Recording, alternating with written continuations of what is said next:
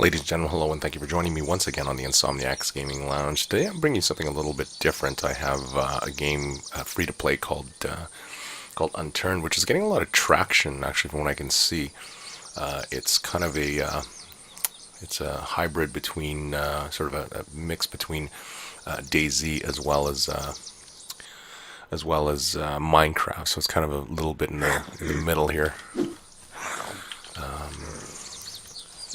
I decided to start playing it because I've been playing DayZ almost to the utter exclusion of all other games, and I wanted something a little different, but very much the same. I really like the survival horror kind of genre, but this is a nice little light twist on that whole thing. It's not as intense.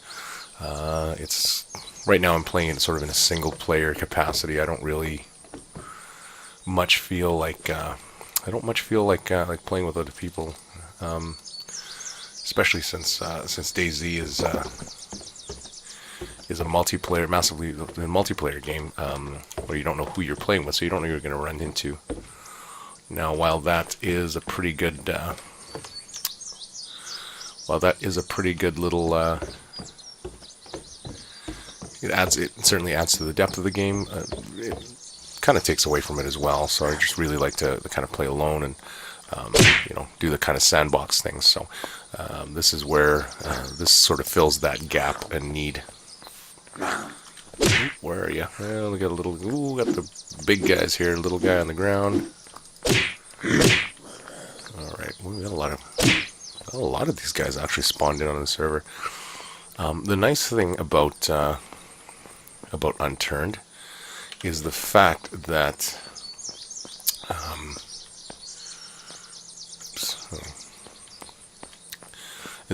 there's a lot of action, whereas with DayZ, I find that you can literally run for 20, 10, 20, sometimes 30 minutes without running into. Ooh, that's what I've been looking for. Apparently, arguably, one of the more. Oh, okay. Hang on a second here.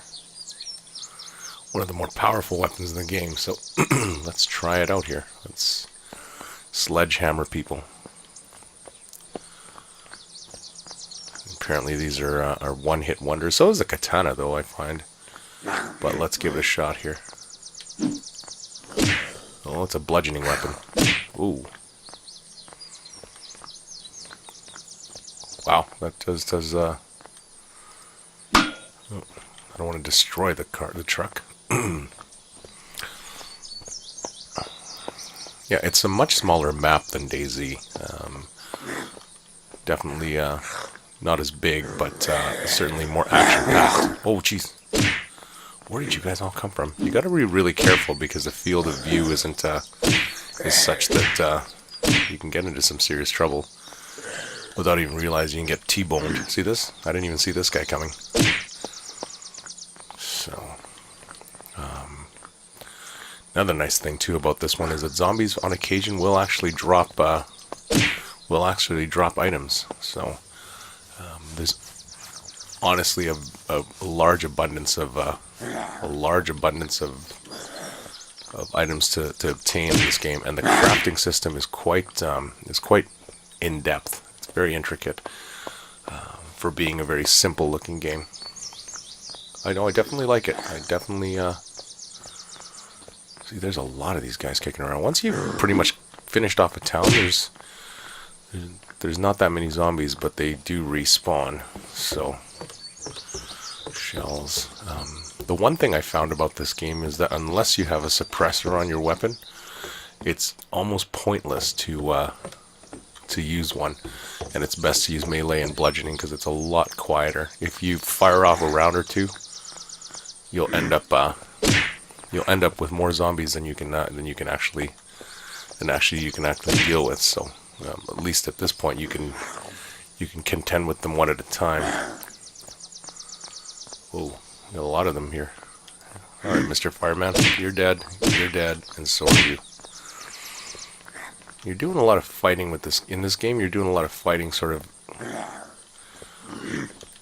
running backwards. So you have to be really careful that you don't run into another set of zombies that are behind you.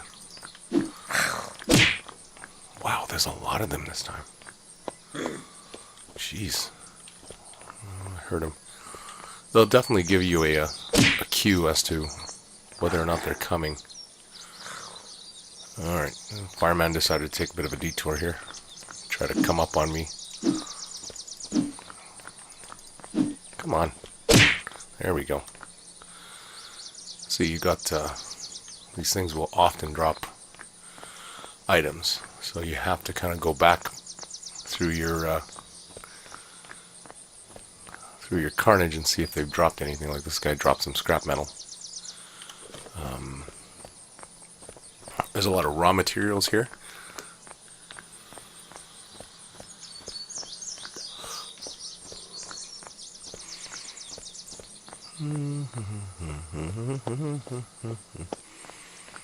Fire axe, which I already have.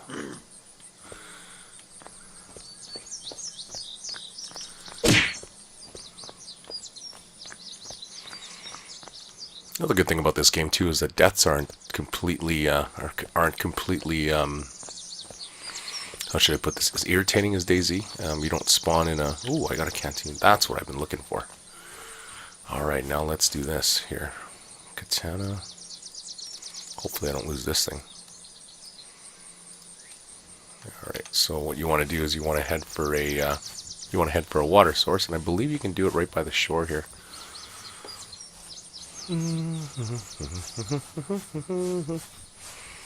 So let's head down this way and let's grab ourselves some water because I'm at 42 thirst, which is never any good. But now you can actually re-equip it. I'm going to do this actually. I'm going to put it in my pot bar and fill it. And then drink it. There we go. So that should get rid of most of my thirst. Now I just got to figure out how to do a more renewable form of food here. Ooh, don't want that.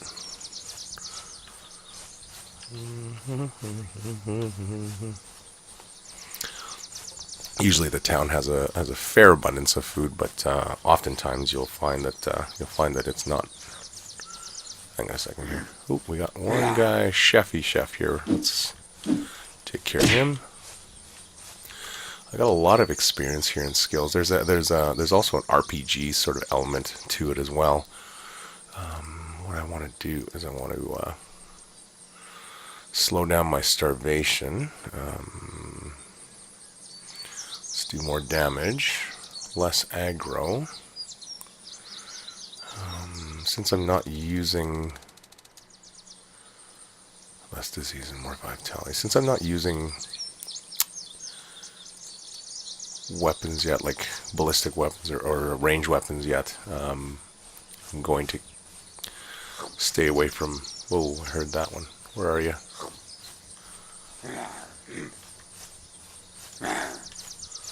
There you are.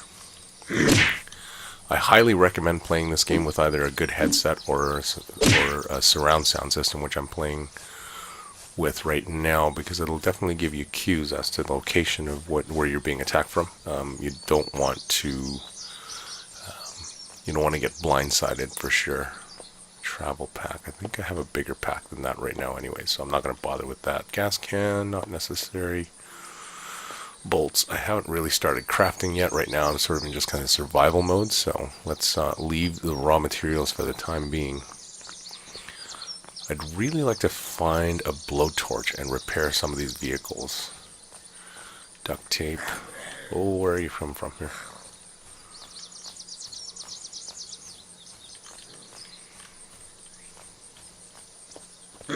Oh, we got RCMP officer here. These guys are apparently much harder to kill. But with the sledgehammer, the bludgeoning weapon, it's actually a lot easier. There we go. There we go. Just trying to make my way over here to my to the grocery store, I guess is what it is. You really have to time it right. As far as you're using a weapon, because if you don't, it could end up biting you. Definitely need that. Police armor, I'm good. Police uniform. Oh, I have no space. Shoot. Alright, what I'm going to do, craft this and some magazines. Good. I don't even know if those are full or not. Bottled water. Can't remember. Actually, you know what? I'm going to keep that because I'm going to see if I can find another. Actually, can I get that now? Okay, there we go. Let's put that on. That way I'm not running around with no pants. Oh, good. Look, I got some clothing now, which is kind of nice. When you spawn into the game, you actually have no clothing whatsoever. So it's nice to be able to... Oh, a level magazine. I don't know if I had that before. Canteen empty. Here comes some company. We got company. Oh, lost. Jeez. The thing is, when you die, you can actually retrieve your items, but what you do lose permanently is your stats. So, oh, I have no space. Come on, seriously? Hacksaw, what can I drop for a second here? Actually, we're going to use a bandage. Here's what we're going to do.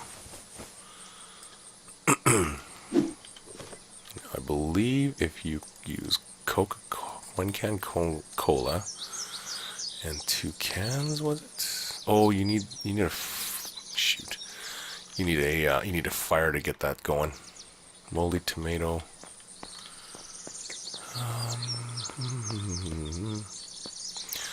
No matter. Don't need a kitchen knife. Oh, here we go. Where are you? All right, chef. Right in the head. This should be a bonjour clip, which is for the outfield. There's always raw meat in here, but I haven't yet completely figured out how to cook. I do have a frying pan, so ultimately I imagine that I can cook, but this for now is going to have to do. I think I've pretty much killed just about every zombie in town. Whoa, this guy's taking a few hits.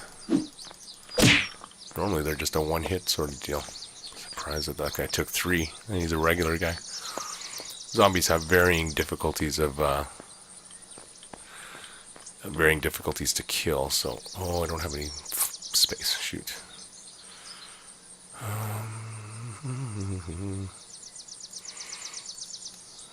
There we go. Got my hat. My awesome Ushanka. There we go. Now let's see if we can get rid of some of this hunger.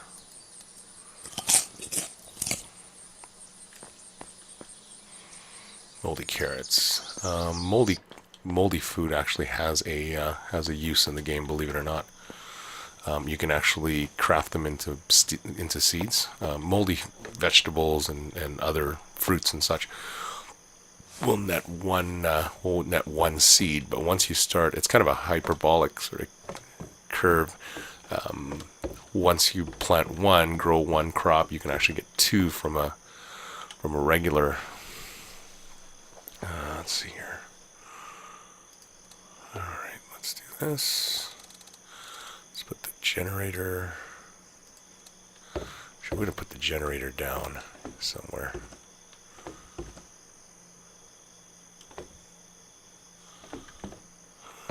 Let's put it right about yay. Alright, hopefully I can still get out, yeah? Okay. You can turn on generator, good stuff. I wish I had those lights though, I wish I hadn't killed them. Okay, now let's open it up here, and I wanted to leave something here that I didn't want to lose. What was it? Got my chainsaw, my bottle. Huh. Alright, maybe I didn't need that.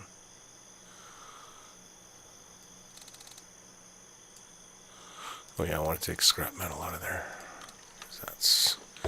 that's necessary. Anyways, it's getting to be dark again, so I'm actually going to call this. I'm going to call this a video. Listen, gentlemen, thank you very much for joining me on my new series of games. I'm going to be bouncing back and forth between this and DayZ. I think they both fill a very particular entertainment need. This one's a little lighter. DayZ's a little more intense. So depending on my mood, I think I might kind of bounce back and forth. But again, thank you for joining me, and we'll see you again soon.